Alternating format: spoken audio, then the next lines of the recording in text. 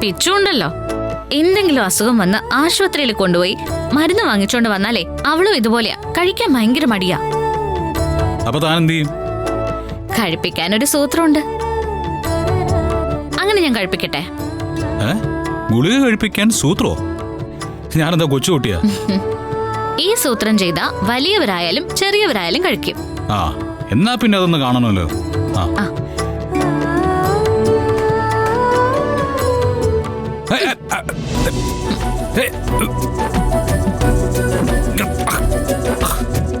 എങ്ങനെയുണ്ട്? ഇങ്ങനെ ചെയ്താ ആരാലും കഴിച്ചു പോയില്ല. ഇതാ ഞാൻ പറഞ്ഞേ. ഇനി പോയി കിടന്ന് ഉറങ്ങാൻ നോക്ക്. താൻ എന്നെ പരിചരിച്ച് വലിയ നേഴ്സാവുമല്ലേ? പറഞ്ഞിട്ട് കാര്യമുണ്ടോ? ഇതിനെ പരിചരിക്കണമെങ്കിലേ ചിലപ്പോ നേഴ്സ് ആവണം, ചിലപ്പോ ഹെഡ് മാസ്റ്റർ ആവണം, പിന്നെ ചിലപ്പോ എനിക്കറിഞ്ഞൂടാ. നന്ദിനി,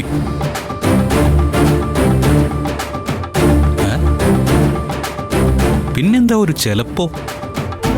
എന്താണാവോ? പക്ഷെ എന്തോ ഉണ്ട്. പിടികിട്ടുന്നില്ലല്ലോ.